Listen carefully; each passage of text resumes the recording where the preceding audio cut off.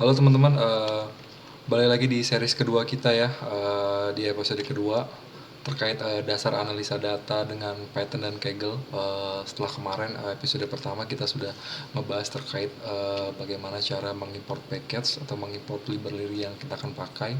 Terus yang kedua bagaimana cara melakukan fungsi untuk mengupload data dan meread data di Kaggle ini. Nah, untuk di series kedua ini, di episode kedua ini kita coba lanjutkan terkait data cleaning dan preprocessingnya. Nah, apa sih yang dilakukan di episode kedua ini? Simple sih sebenarnya, kayak semacam data treatment, kayak misalnya mengatasi missing value, menghapus duplikasi, memperbaiki data yang tidak konsisten, normalisasi atau standarisasi data, dan encoding, misalnya kayak ngerubah data tipe dari integer ke objek. Seperti itu kita coba satu-satu ya. Oke, kita langsung lanjut aja.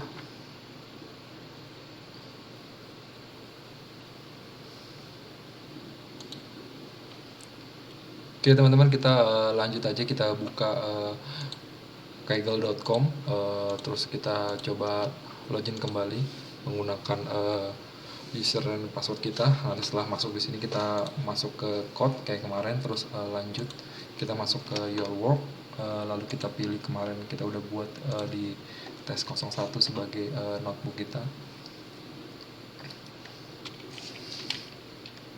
Nah, di sini kemarin kita udah mengimport library-nya yang kita pakai ya, seperti pandas, numpy, seaborn dan segala macamnya. Terus yang kedua adalah bagaimana cara kita melakukan pembacaan data dari dataset yang sudah kita upload di Kaggle ini. Terus untuk memastikan si notebook ini berjalan, kita coba running all dulu. Terus kita coba tambahkan satu kode untuk membaca data yang sudah kita masukkan.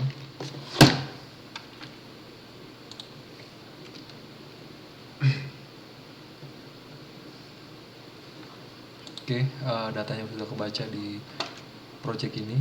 Terus nah di sini untuk fungsi pertama kita akan coba ngerubah value yang ada di kolom shuffle ini ya, seperti exa 140 141 ini kita akan berubah menjadi exa 100 dan exa 200. Nanti kita coba ngerubah value di dalam kolom shuffle ini ya. Untuk itu kita merubah menggunakan fungsi data replace. Ini adalah nilai yang kita ganti.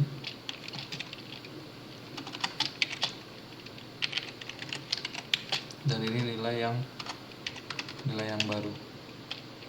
Ini akan merubah semua data pada kolom ini ya, kolom shuffle ya. Jadi semua exa 40 akan digantikan dengan exa 100 dan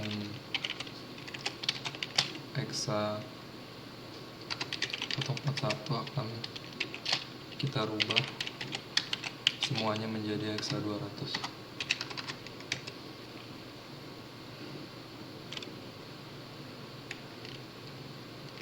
Kita pastikan ini adalah suatu array.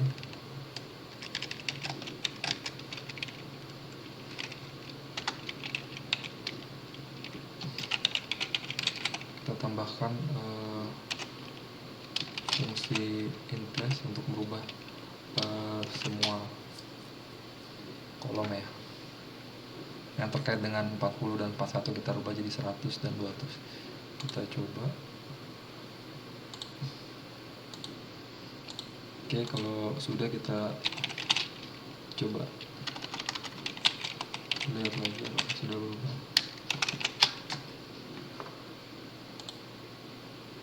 Nah, ini sudah berubah ya teman-teman ya, yang dari 40 41 menjadi exa 100 dan exa 200. Nah, ini pakai fungsi replace untuk merubah misalkan ada value yang harus kita rubah untuk memudahkan kita menganalisa ke depan. Oke, setelah kita mencoba merubah value di dalam baris ya, yang seperti yang kita lakukan tadi, kita sudah mereplace value dari 140 menjadi 100 dan 141 menjadi hexa 200 yang dari mulanya seperti ini, kita head kembali menjadi seperti ini ya.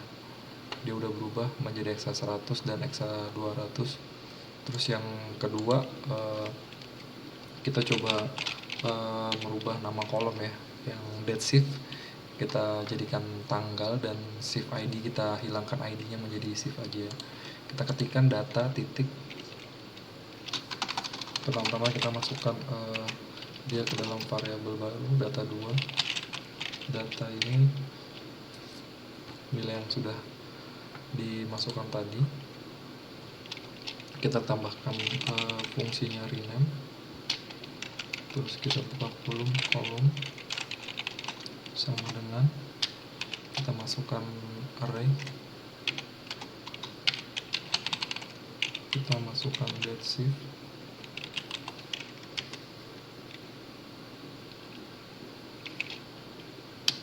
kita rubah menjadi tanggal,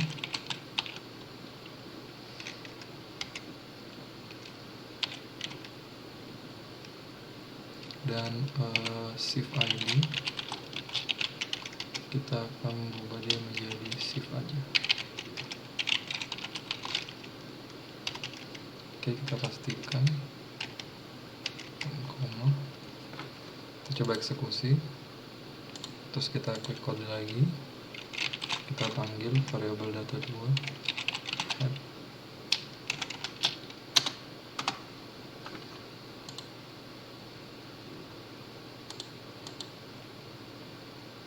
Nah, dia sudah berganti ya, dari date shift kita rubah tanggal, shift ID kita rubah menjadi shift. Itu untuk merename sebuah kolom ya. Terus untuk mengetahui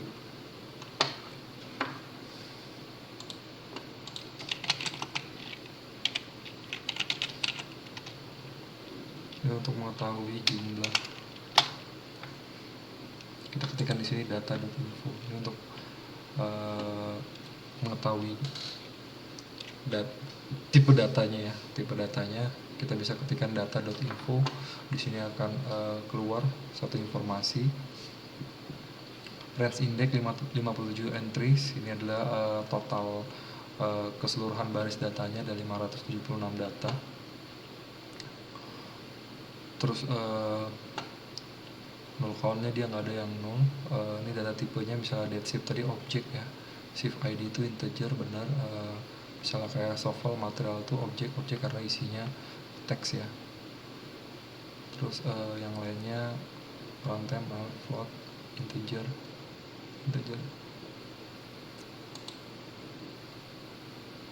Tuh.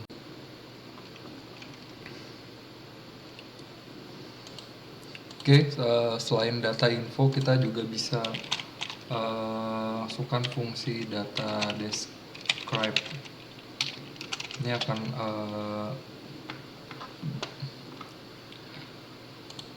dia akan memberitahu kita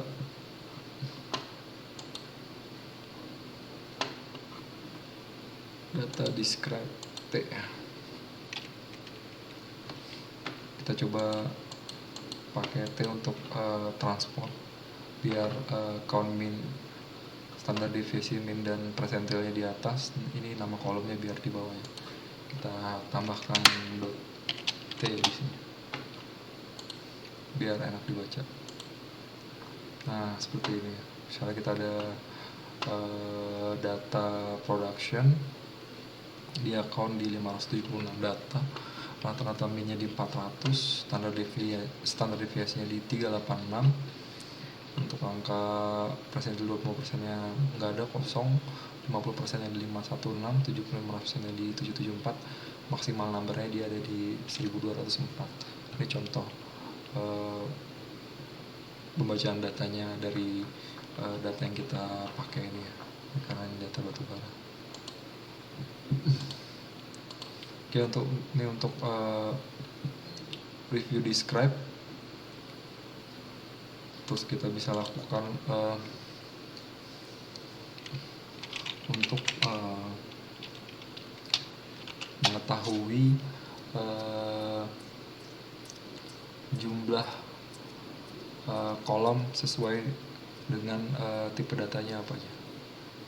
Coba ketikin ya, nomor kolom.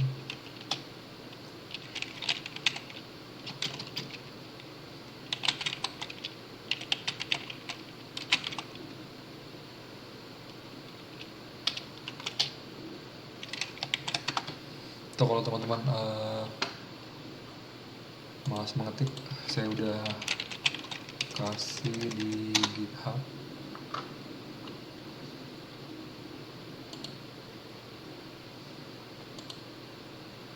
Tinggal kopikan saja dari sana.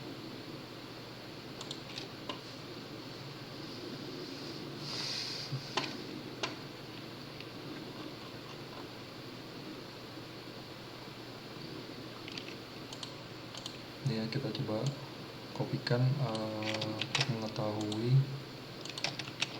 jumlah kolom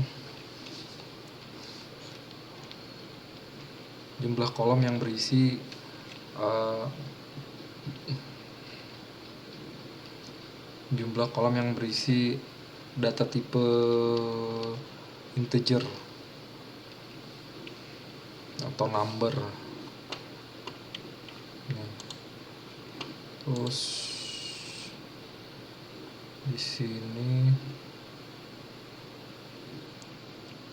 ini untuk number ya. Kalau misalnya untuk objek, kita tinggal rubah aja di sini. Objek untuk mengetahui jumlah kolom yang mempunyai tipe data objek ya. Tadi kan number di objek.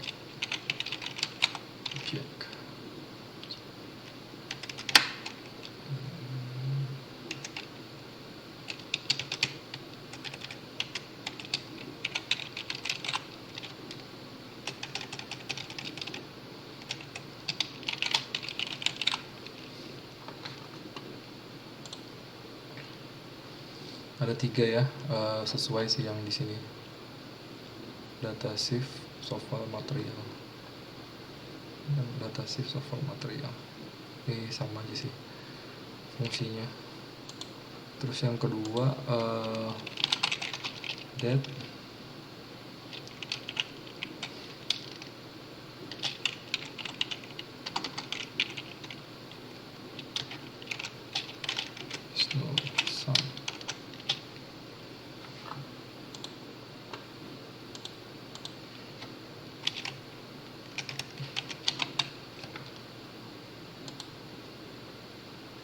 Ya, ini untuk mengetahui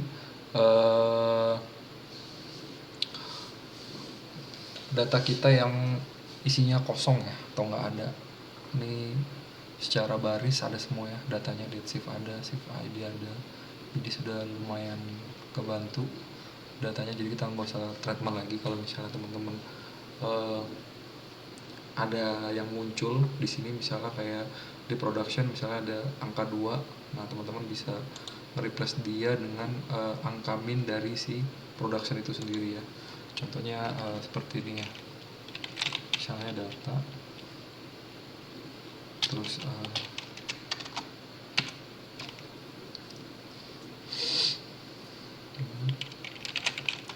contoh kolomnya, misalnya kolom berapa gitu, kita tinggal masukin di sini contoh kolom.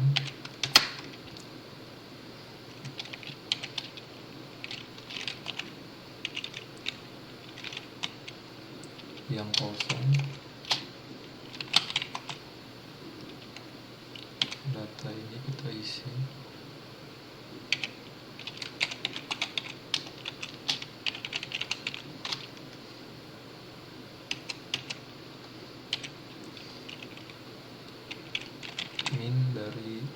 min dari kolom ini ya, min dari kolom ini.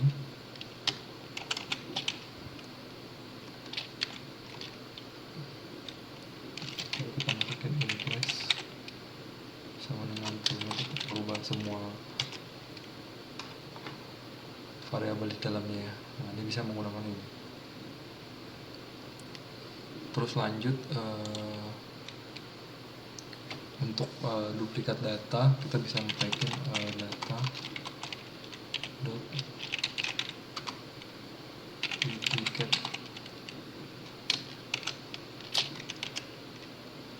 titik data dot duplicate titik sum. Ini untuk mengecek apakah ada data duplikat ya di masing-masing kolomnya.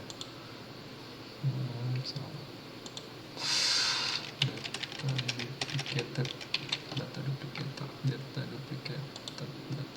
Oh iya, ini berarti nggak ada ya.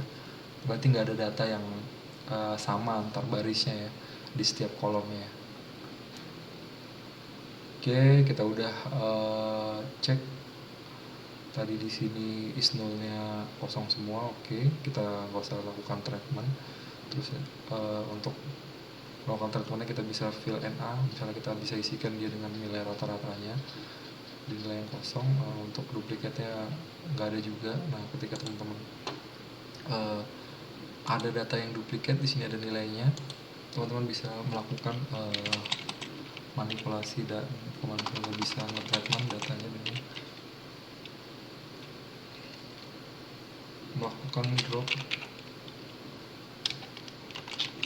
duplicate.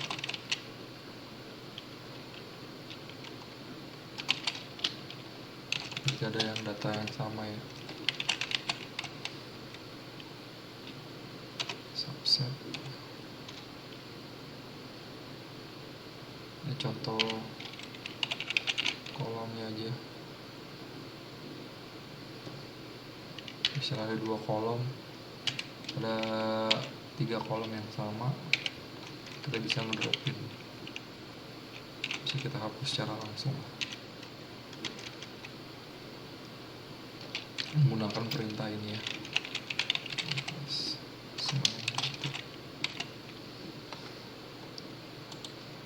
Oke, setelah kita cek tadi ini oke, data duplikatnya juga bagus.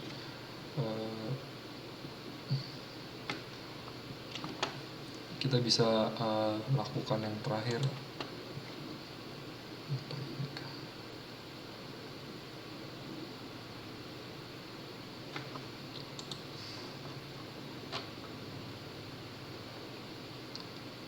non unique. Nah, kita coba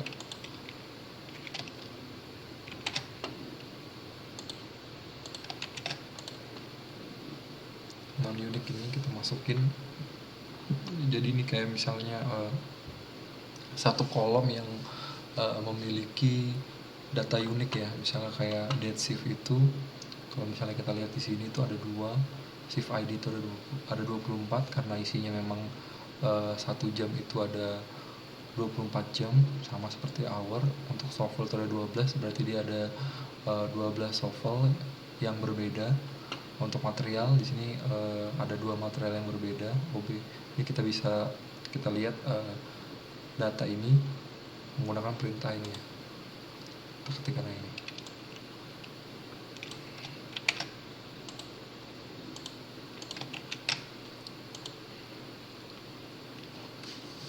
Jadi seperti ini ya. Date shift cuma 2. Datanya 8.30 dan 8.31. Ini karena dia harinya berganti jam 00, jadi dia berganti di hari berikutnya. Untuk shift ID 24 jam karena dia contoh datanya adalah jam 1, 2, 3 sampai 24. Terus untuk hour juga ada 24.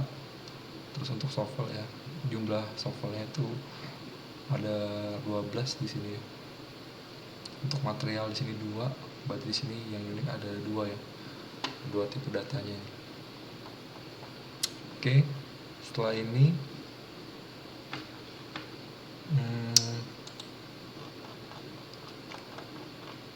ini udah oke. Nah, untuk mengetahui aja jumlah row-nya, jumlah kolomnya pakai perintah ini. Terus masuk frekuen ini nanti ya kita masuk ke sesi berikutnya terkait analisa deskriptifnya. Oke teman-teman, sampai situ aja. Bisa komentar jika ada yang harus ditanyakan dan didiskusikan. Oke, thank you.